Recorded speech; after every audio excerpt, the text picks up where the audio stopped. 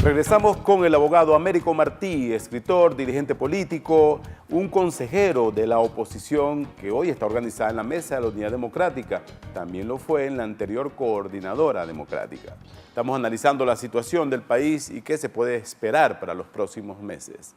Como usted acaba de señalar, el presidente Nicolás Maduro, enfrenta un deterioro de la situación económica y política del país.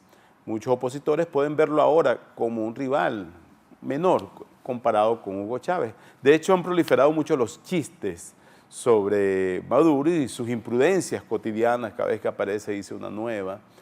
¿Cómo ve usted a Nicolás Maduro frente al tamaño de la situación de la crisis en Venezuela?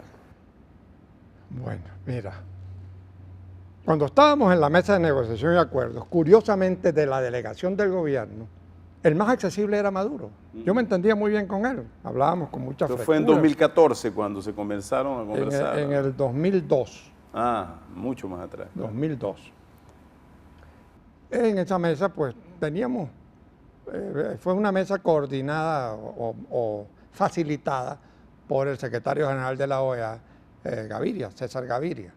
Bueno, había una conexión fluida entre de la delegación del gobierno, con el que mejor me entendía yo era con Maduro, para que te des cuenta. Pero el hombre cambió radicalmente. Y cambió, y es un consejo que le doy a él, a ver si todavía pudiera tener éxito o posibilidades de retroceder. Cambió para mal porque no tuvo presente por lo menos 3 ejemplos de la historia. Uno, el de Joaquín Balaguer, presidente de República Dominicana, puesto allí por Chapita Trujillo, el horrendo dictador de República Dominicana. Lo puso de presidente. Lo sucedió. Y en lugar de tratar de repetir a Chapita Trujillo, él abrió el compás y fortaleció la democracia, convocó elecciones, es decir, impuso su propia personalidad, que nadie se la veía. Estaba oculta debajo del dominio absoluto de aquel tirano. Y el hombre se convirtió en un poderoso elector, que ganó una tras otra de elecciones sucesivas por eso, porque cambió la herencia, el legado que le dio el dictador.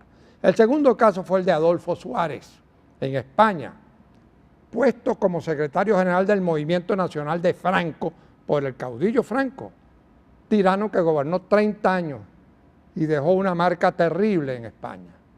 Bueno, Adolfo Suárez, su sucesor, tuvo la amplitud y la personalidad suficiente para convocar a Felipe González del Partido Socialista Obrero Español, que ahora está ayudando a los presos políticos de Venezuela, razón por la cual le envío un caluroso y afectuoso saludo. Convocó a Santiago Carrillo del Partido Comunista y el rey Juan Carlos, y condujeron al tránsito de aquella dictadura sin sangre, después de ese pasado de 1 millón de muertos que hubo en España, sin sangre, hacia una democracia estable. Y el tercer ejemplo es el nuestro, de López Contreras, el general Eleazar López Contreras. Eleazar López Contreras es el favorito del dictador Juan Vicente Gómez, que poco antes de morir prácticamente lo avala para que lo suceda desde el Ministerio de Guerra y Marina, que era como se llamaba, el general López Contreras, para que asuma la presidencia en un proceso tan complicado como el que venía. Y no su sobrino, Eustoquio Gómez, que era un bárbaro, más bárbaro que el propio Juan Vicente. Entonces, al llegar allí, Eleazar López Contreras se encuentra en una situación muy complicada, y entonces, en lugar de repetir a Gómez, abre el compás e inicia la transición, el proceso de transición que terminará en el camino hacia la democracia y en la elección por primera vez de un presidente constitucional venezolano por el voto universal, directo y secreto, que fue el ilustre novelista don Rómulo Gallegos. Bueno, ¿por qué Maduro no impuso una propia personalidad, sino que quiso repetir a Chávez sin las capacidades y las habilidades de Chávez, con un país deteriorado cayéndose al foso? Entonces aquel trata de repetir a Chávez. Nunca segundas partes fueron buenas. Dicen que su propia inseguridad y el poder, que aparentemente no lo domina por completo, lo que lo lleva a actuar de esa manera, a radicalizarse cada vez más. Yo diría que al contrario, debió haber buscado aliento fuera de su propio grupo y los encontraría en su propio grupo, porque estoy seguro que en el propio grupo mucha gente avalaría una apertura iniciada por Maduro con personalidad, con fuerza. Pero no lo hizo. Pero entonces, sí. ¿Es un presidente débil? Lo es. Pero al mismo tiempo, es un presidente que tiene en sus manos la llave que ninguno otro de sus rivales internos tiene, que no tiene ni Diosdado, ninguno de los demás. Y esa llave es que es reconocido como presidente de origen legítimo. Algunos dirán, no, hizo fraude, puede creerse lo que sea, pero internacional y mundialmente es reconocido como presidente constitucional. Es el único que tiene origen legítimo, ningún otro lo tiene. ¿Y qué pasaría si algún otro lo tumba?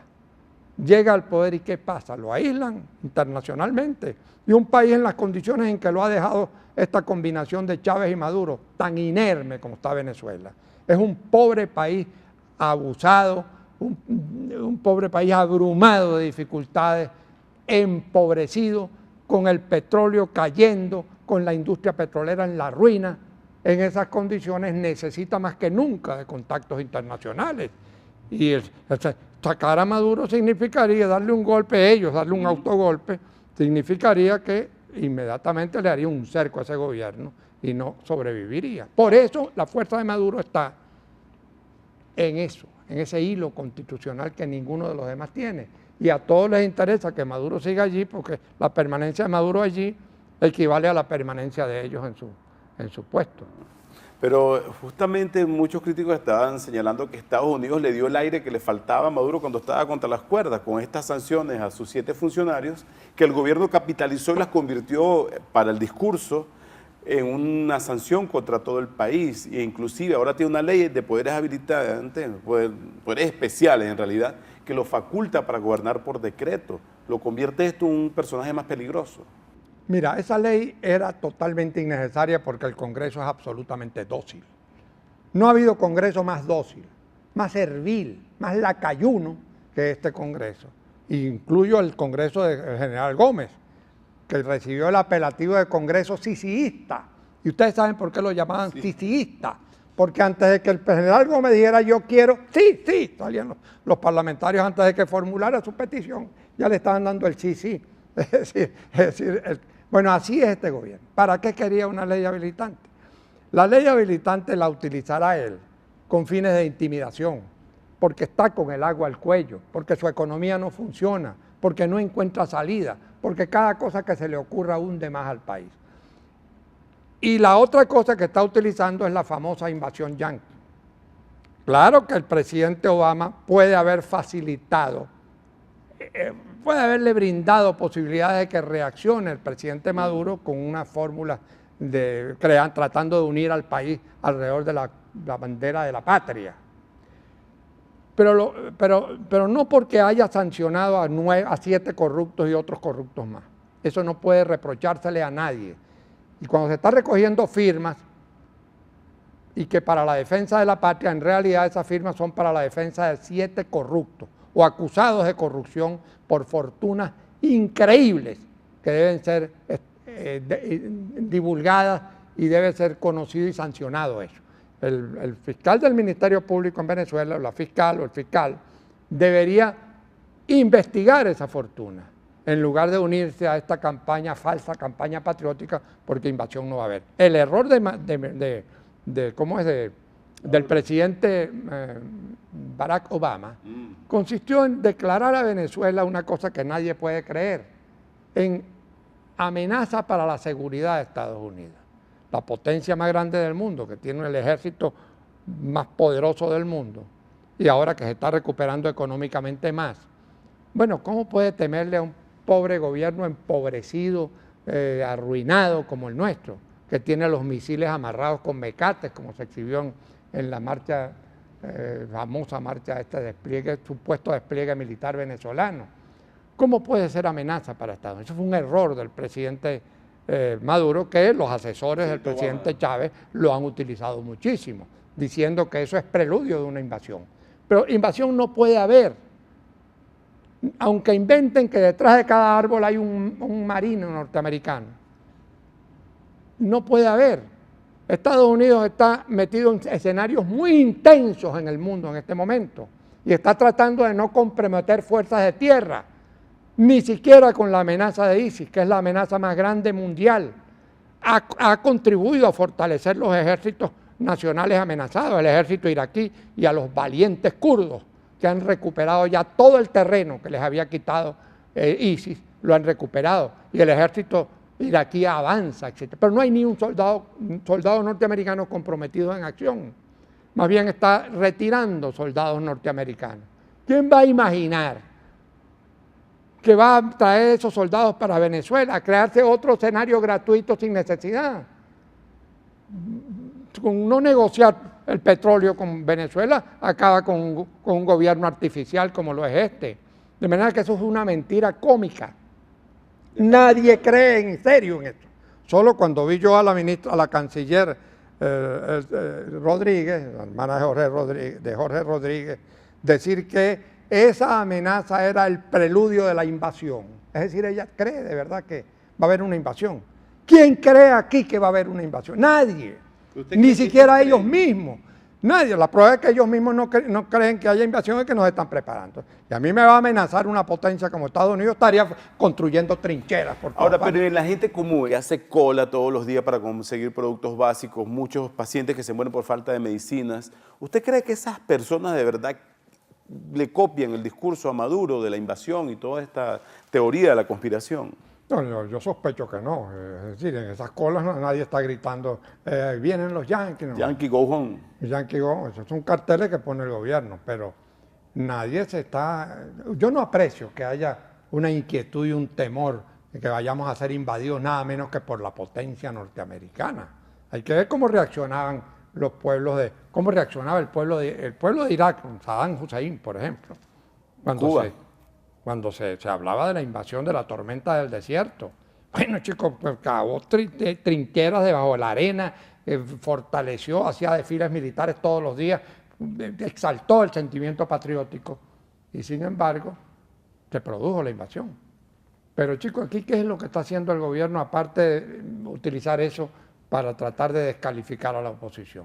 Nada, esto es una mentira lamentable, triste y penosa que se va a resolver de la misma manera que se han resuelto sus acusaciones de magnicidio y de golpe de Estado, que el propio gobierno deja de hablar de la acusación.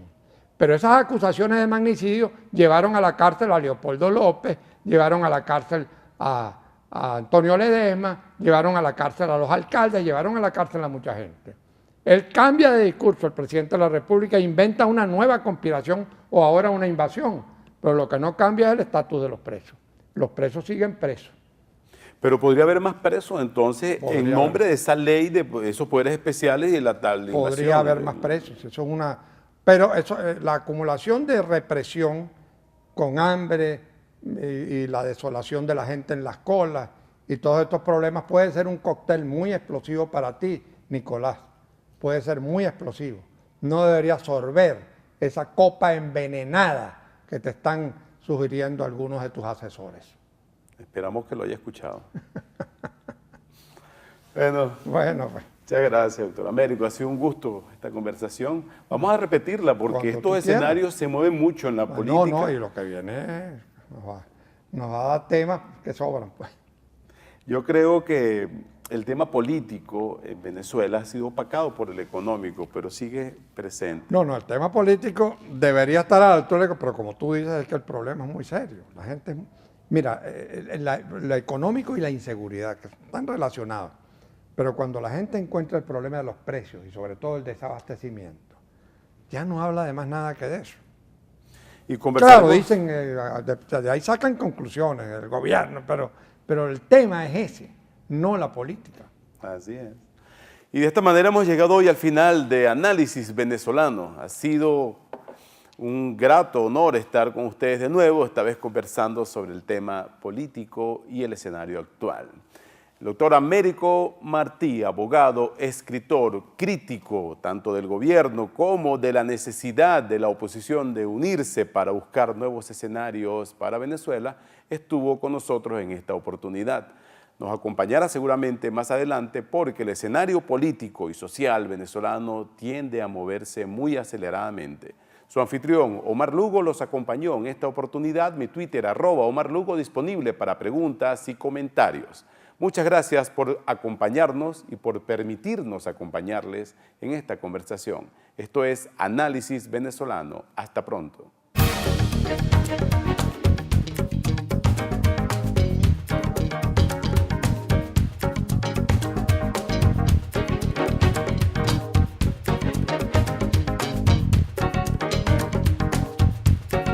Quality Engines, elestimulo.com presentó